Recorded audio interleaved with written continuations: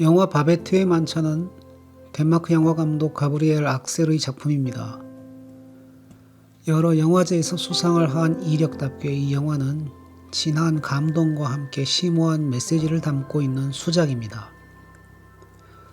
이 영화의 종교적 배경이 개신교이지만 가톨릭 교회의 수장 프란체스코 교황이 가장 좋아하는 영화라는 얘기가 들릴 정도로 이 영화의 메시지는 모두에게 깊은 울림을 줍니다.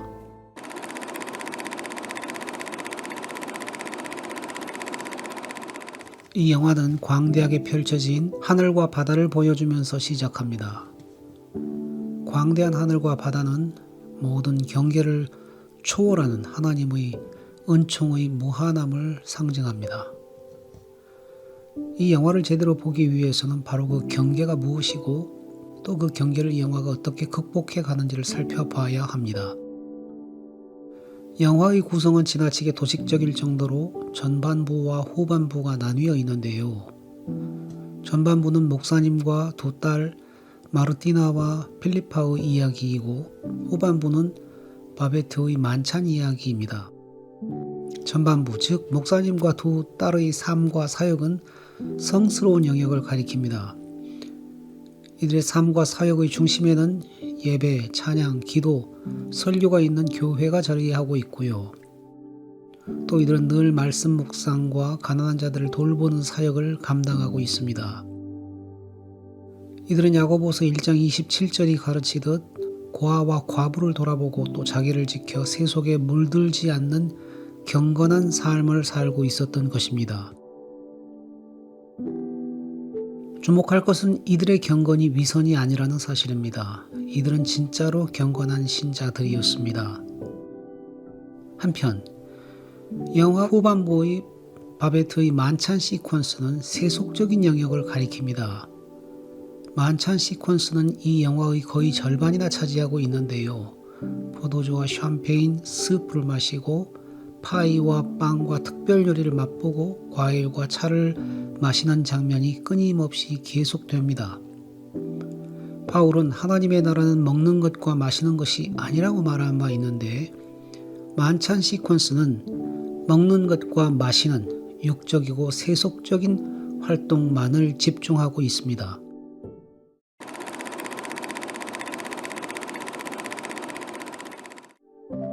영화 전반부와 후반부의 이러한 날카로운 구분은 성속 이분법을 상징합니다.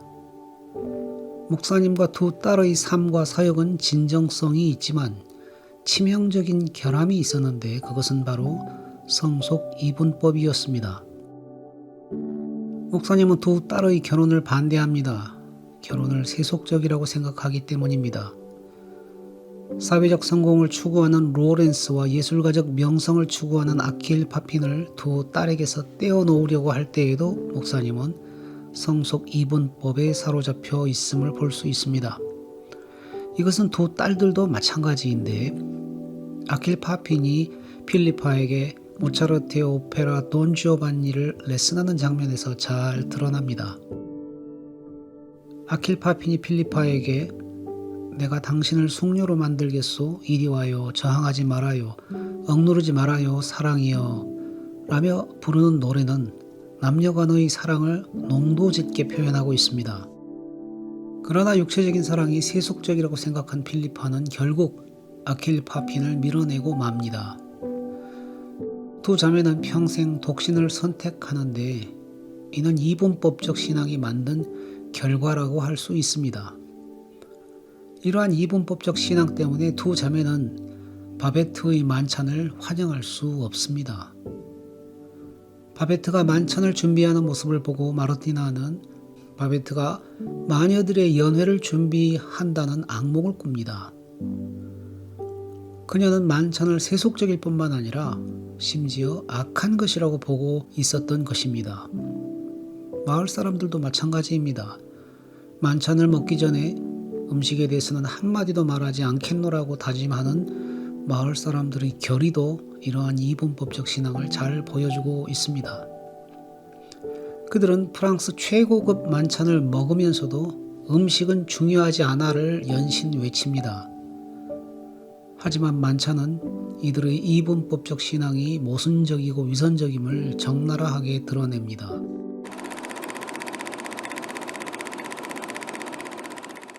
성스러운 영역과 세속적인 영역의 충돌은 영화 곳곳마다 나타나는 모티브입니다. 성스러운 영역에는 목사님과 두 딸이 자리하고 있고 세속적인 영역에는 로렌스와 아킬 파핀이 자리하고 있습니다. 목사님과 두 딸이 참된 경건을 추구한 것에 반해 로렌스와 아킬 파핀은 세속적인 성공과 명예를 추구했었죠. 영화 속의 등장인물은 이렇게 성스러운 영역이든 세속적인 영역이든 어느 한쪽에 자리하고 있습니다. 하지만 성과 속, 어디에도 속하지 않는 인물이 있습니다. 바베트입니다. 바베트는 1871년 파리 꾸민 직후 프랑스를 떠나 덴마크로 망명한 천재 요리사입니다. 바베트는 영화 전반부가 끝나고 후반부로 넘어가는 지점에 등장합니다. 즉 그녀는 성스러운 영역과 세속적인 영역이 만나는 경계선에 위치한 존재인 것입니다. 하지만 그녀는 경계를 초월하여 두 영역을 넘나듭니다. 그녀는 자신을 받아준 두 자매를 위해서 성실하게 봉사하며 교회를 섬기는 일을 돕습니다. 그런 점에서 그녀는 성스러운 영역에 속합니다. 그러나 그녀가 음식을 요리하는 사람이라는 점에서 그녀는 세속적인 영역에도 속합니다. 바베트는 성과 속의 경계를 초월해 있기 때문에 미스테리한 존재로 묘사됩니다. 그런 점에서 바베트는 예수 그리스도를 암시합니다. 왜냐하면 예수 그리스도께서도 2000년 전에 성과 속의 경계를 넘어서는 존재였으니까요.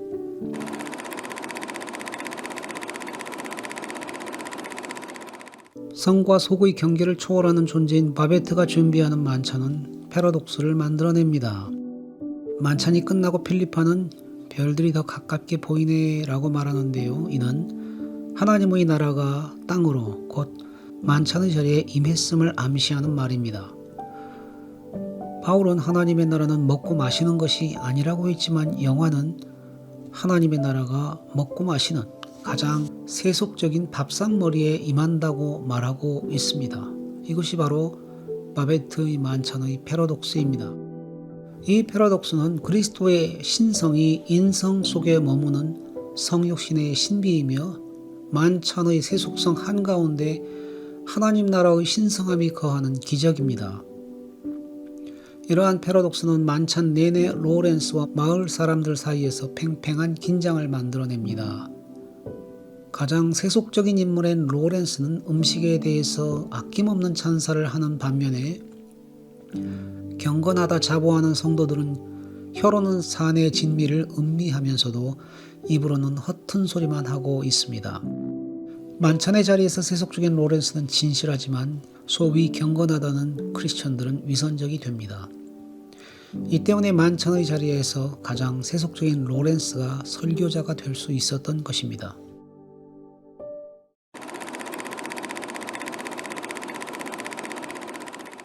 기도와 찬송이 있는 예배의 자리보다 바베트의 만찬이 더욱 영적이고 거룩한 자리가 될 수 있는 이유는 만찬이 바로 하나님의 은총을 반영하기 때문입니다. 우리는 여기서 끝없이 멀어지는 하늘과 바다의 첫 장면이 무한하고 무조건적인 하나님의 은총을 상징한다는 사실을 다시 상기하게 됩니다.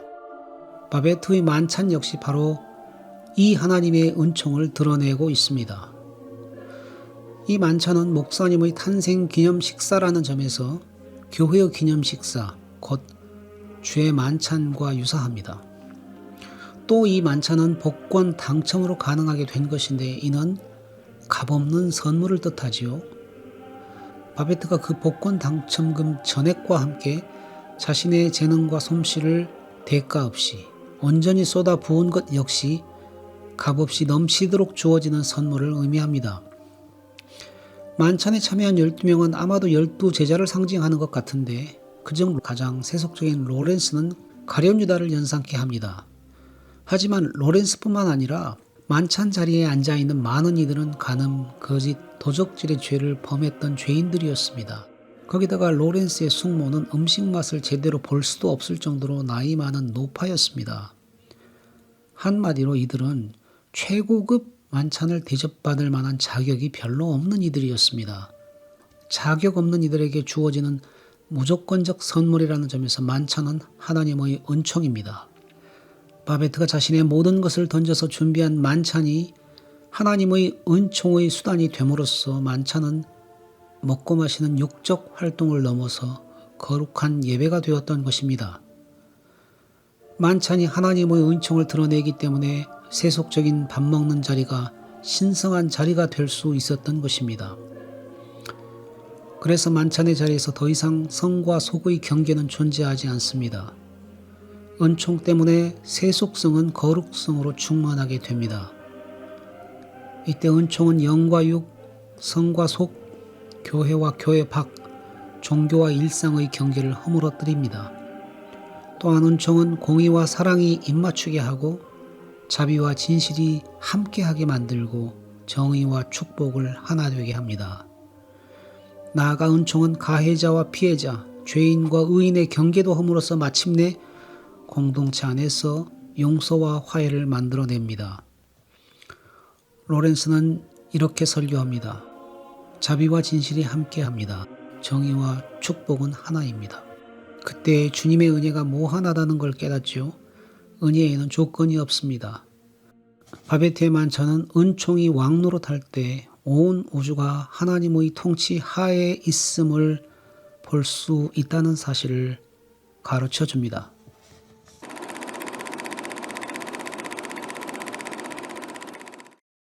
영화는 촛불이 꺼지는 장면으로 끝이 납니다. 촛불이 꺼진다는 것은 만찬이 끝났다는 뜻이며 동시에 영화가 끝났음을 의미합니다. 하지만 또 이것은 이 땅에서의 삶의 끝을 의미하기도 합니다. 끝은 영원한 망각, 존재의 소멸, 모든 가치 있는 것들의 무화입니다. 세속성의 치명적인 한계는 바로 이것입니다. 모든 것이 헛되고 부질없게 만드는 것이지요. 그래서 아키일 파피는 죽음 앞에서 명예와 영광의 부질없음에 괴로워하고 로렌스도 거울 앞에서 평생 자신이 이룬 모든 것의 헛됨으로 괴로워합니다. 하지만 바베트의 만찬은 이러한 세속성의 유한성이 구속될 수 있음을 보여줍니다. 만찬이 끝나고 필리포는 바베트에게 이렇게 말합니다. 하지만 이게 끝이 아니야. 끝이 아닌 게 분명해. 천국에서 바베트는 하나님이 의도한 대로 위대한 예술가가 될 거야. 천사들이 얼마나 즐거워할까. 촛불이 꺼지는 장면은 디트리 본회퍼가 남긴 유언처럼 죽음은 끝이 아니라 영원한 삶의 시작이 될 수 있음을 암시합니다. 하나님 나라의 신성함이 만찬의 세속성 안으로 침투해 들어올 때 세속성은 구속되며 영원의 차원으로 열리게 됩니다. 그리고 이것은 우리의 비종교적인 모든 활동, 곧 밥 먹고 차 마시고 일하고 잠자고 쉬는 일상 다반사의 모든 영역에도 적용될 수 있음을 말해줍니다. 기도와 찬송뿐만 아니라 우리의 일상과 일터에서의 세속적인 활동들도 천국에서 지속될 수 있다는 것입니다. 만일 우리가 먹든지 마시든지 무엇을 하든지 하나님의 영광을 위해서 한다면 말입니다.